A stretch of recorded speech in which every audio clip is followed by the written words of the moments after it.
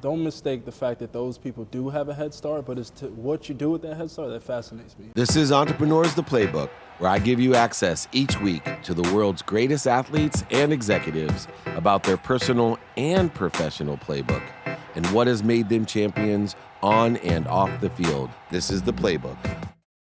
This is David Meltzer, CEO of Sports One Marketing, here with Entrepreneur the Playbook, and I am visiting Fueled by Culture with Marcus Damas, and I'm perfect for 2019. Thanks for having me on. Thanks for having me. You know, always interested in athletes, but that doesn't impress me. I know you played at Towson, you played overseas, but really what I want to get into is an area that I've always said, every rapper wants to be an athlete and every athlete wants to be a rapper. Yeah, 100%. How did you get into the business that you're in? It starts a little earlier. When I was finished playing basketball, and the reason why I stopped playing was because my son was on the way, and my agent at the time, I told him I was done playing. He thought I was crazy. I told him I was done playing basketball because my son's you were on the way. top 20 scorer of all time. Yeah.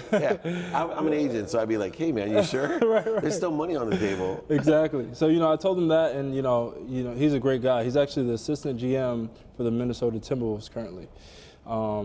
So he was tapped in. I had a great agent, and he said, look, I'll set you up. Your son's on the way. I'll set you up. And he connected me with EA Sports, the game NBA Live, just to do the motion, dunks, and shooting. And, I kind of was fascinated with, the other part of the game, not just the motions and the shooting, but, how they're going to distribute the game, how they're going to, tell it to the masses, what they're working on. The business of the game. Exactly. So I started giving them ideas and, tips and, helping them with their experiential things. And that just turned into, them being a client. And that's how I got into... Escalated from there. Yep. Now, I have a lot of friends that work for EA. Sandy Sandoval, you may remember when you first started. I think he was there. People limit their point of entry when it comes to business, right? They hold on too long. There's a lot of people who have kids and stay in basketball. Right.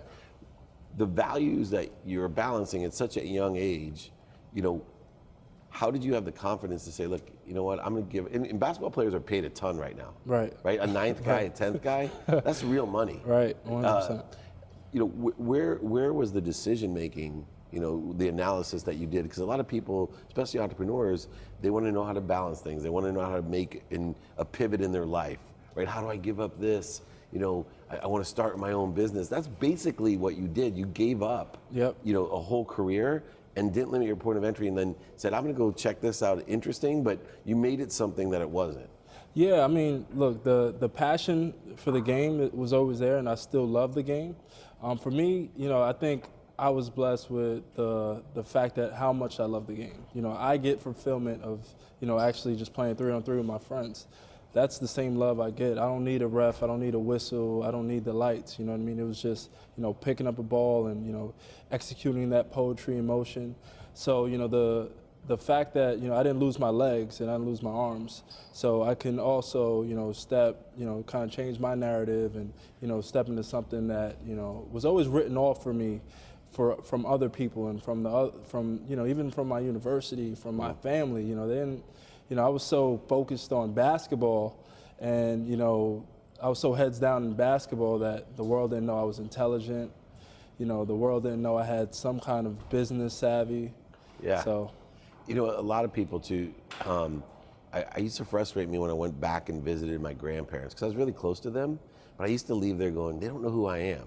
wow. Right? And sometimes people that are closest to us, they carry an image of you. And usually it's a fair image, right? They knew you when you were 13. Yeah. And that's what they think of you. Yep. And they don't realize that you're evolving maybe even quicker than they are.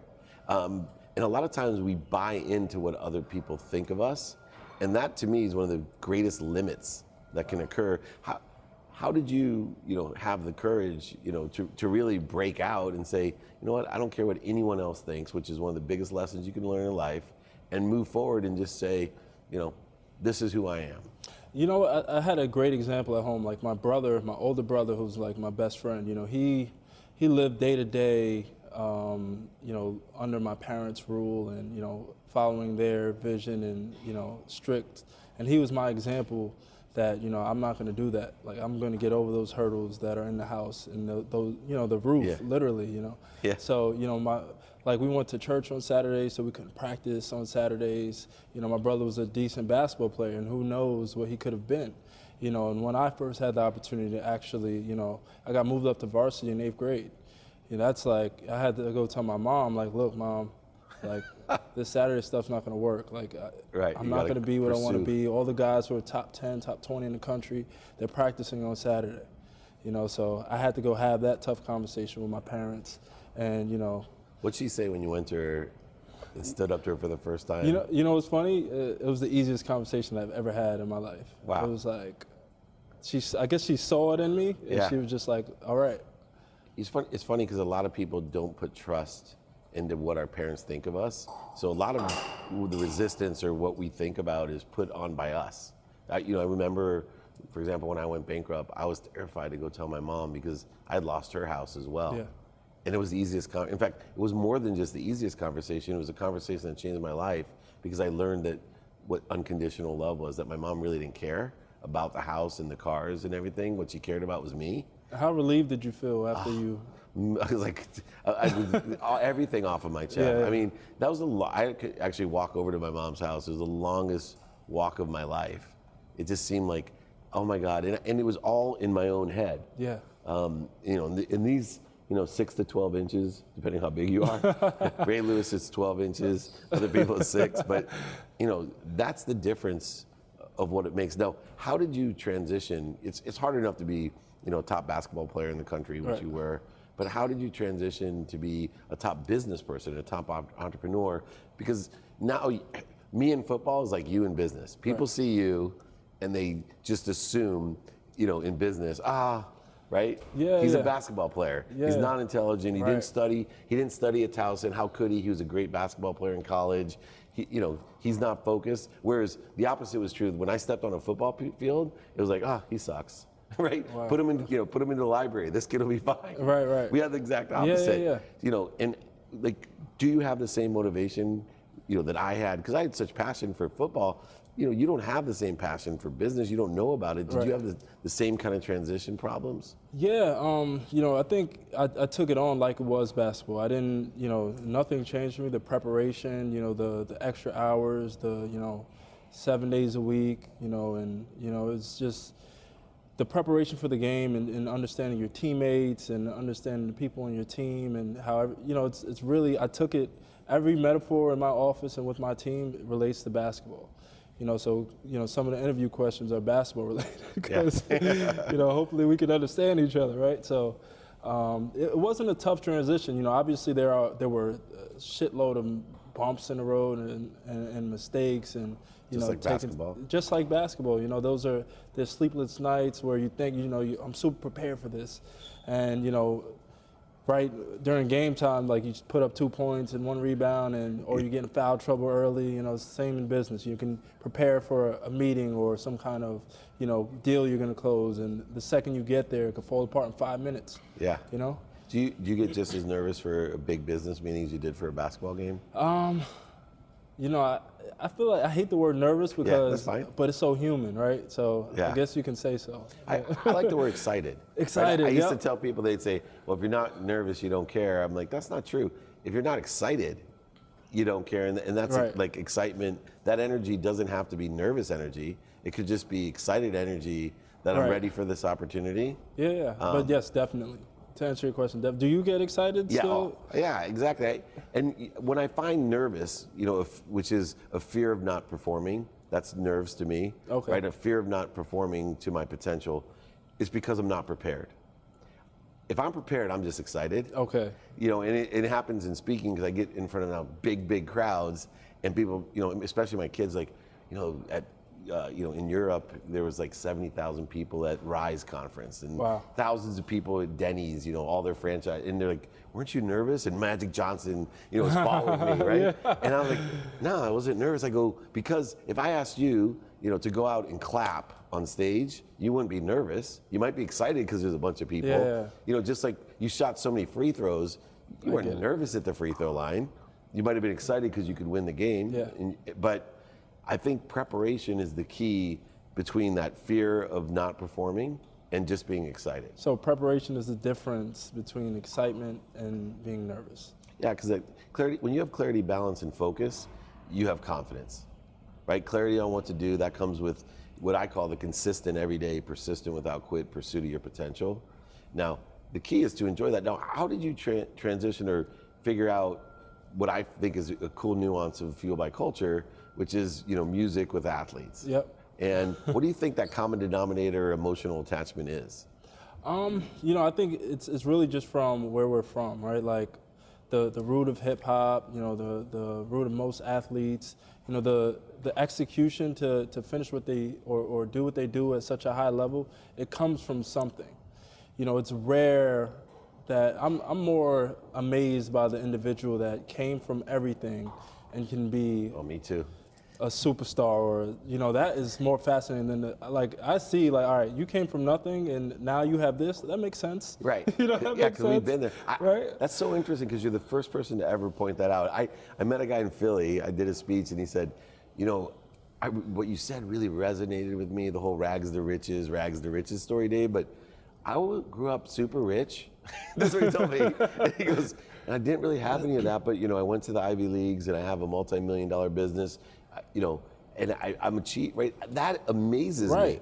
And people don't give credit. I felt, I was with, do you know who Matt Higgins is with RSE Ventures? I don't. Matt Higgins is a big venture capitalist. Okay. They fund Gary Vee. Okay. But he's, I think, the vice chair of the Dolphins. Ross, Ross down here. Yeah. And so he got a GED.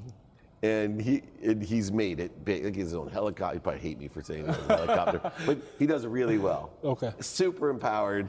And we had this conversation. He goes, yeah. He goes, I feel bad for the guys with rich dads that had everything. Grew up in upstate, and because people just assume that's why you're successful. Yeah. I think it's harder to be successful, to stay successful. I mean, I know kids that they pretend like they're successful. Right. They have a lot of money and they're just going through the motions. Yep. But there's some really empowered, wealthy kids out there. Now, don't mistake the fact that those people do have a head start, but it's what you do with that head start that fascinates me, right? It's not that easy. You know what I mean? And I think the pressure, because you've been successful now, the pressure that I felt, I self-entitled myself. It's that fear of loss. Like when I was poor, I had no fear of loss. Right, I'd take these big chances, right? And do, right? You know what I mean? It's like, yeah, whatever. And even when I went bankrupt the first time, hopefully the last time, but when I went bankrupt, there's a freedom that came with it, right? There's only one way to go. Can't fall off the floor, right? No, can't fall off the floor. And if I could look up, I can get up. And I felt that hunger again about, look, I'm going to prove to everyone. I felt like, I met with Rudy Rudiger the other week. I felt like Rudy again. Okay. Everybody's against me. You know what I mean? Instead of when I was Midas, that was a scary time in my life because everyone just assumed, oh yeah, they were begging to give me money. Before 2008, people were like, no, I want to invest in your company. No, it's risky. Right. Yeah. Everybody forgot when they invested in me, through that 2004 to 2008, when people were throwing money at me, I would always start by saying, look, it's a very risky thing that you're investing in, right? You could lose all your money. But when they lost all their money, it was blame, shame, and justification. Right. How do you feel about the pressure? You've been a leader on court. Yeah. But in your own business, everyone's looking to you. And when you start losing jobs and people start losing money, that's worse than losing a ball game. I feel like the pressure, it definitely molds me to, who I am, just because I know, there's certain people that rely on me and just as much as I rely on them. So it's something that, the pressure, I don't let it, kind of rattle me, but I do appreciate it because, I think there was a time where, in my life and in my family's lives when, pressure was really, can we afford to do this? Can we, I remember sitting down at the table I don't know, my parents told me, I don't know if we can send you away to the biggest tournament ever in Vegas, the biggest basketball tournament where they rank the people and all the college Coach K is gonna be there. I don't know if I can give you this, $50 to make sure you eat out there, just, kind of, see if one of your buddies can help you out while you're there. That's pressure, that's pressure. That's so pressure. It's like, the pressure we're dealing with now pales in comparison to that. What advice would you give to athletes that are transitioning into entrepreneurship? 70% of all athletes go bankrupt, or at least NFL guys. And it's funny because I've been around the Sports Illustrated story with Lee Steinberg, which I was CEO of his firm, and years and years and years ago, they had this article, 75% of NFL players go bankrupt 2.5 years after them playing. Those stats are still holding true today, even though we have financial literacy, even though, and I believe the problem's apathy. Right, we can lead a fish to water. I mean, lead a fish to water. Lead a horse to water, and it can't make him drink. Right. So no matter if you have killer apps, killer people, killer agents, killer financial planners, if you're apathetic and you don't listen, it's not going to happen. So what advice do you give to those athletes transitioning out into business? I think I wish I can get to those guys early as I can, because I'd say they hold leverage. If they're at the highest, if they're on TV, they're, magnified, glorified on TV, everybody knows their name. Use that influence to meet people while you have that leverage. Use that influence to sit down with people. If you have a bit of an interest, you can go to somebody, you can tweet, hey, like, I'm interested in cannabis. You'll get a million. Ask for help. Tell people what you're interested. Just do the right amount of action to get that going. You know what I mean? Because once you're done playing, you've met every 10 people in that industry. That once you're done playing, you can kind of get things going with, or. I agree. I think the two questions: number one, also, how can you be of service using your brand? But two, do you know anyone that can help me? I'm interested in this, and this. And you have to have radical humility. A lot of players, think because they're great on the field, that somehow carries over off the field, that they don't have to use the same skills, knowledge, and desire that made them successful. Like you said, you were born with great talent, but there's tons of guys that were born with great talent. Right? That don't get scholarships to college, aren't top 20 scorers, don't play professionally. Tons of guys better than you that never made it, right? Yep. Because they didn't have the skills, knowledge, and desire to do so. Yeah. I work with a lot of athletes in the business coaching side, and I've never reached out to one, but what I have found is, giving free content. Right?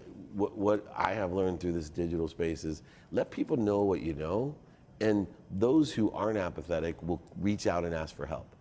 And I have found over, especially the last 12 months, as the brand has grown, and I think your brand has grown, you put that frequency out, the people that you can help will help. And when I help people, and this will be the last question, I ask two things. One, do you have the potential, and are you willing to do the work? And I think that held true in sports as well. I'm going to ask you now, what potential do you see for yourself, and what is it going to take work-wise to get it done?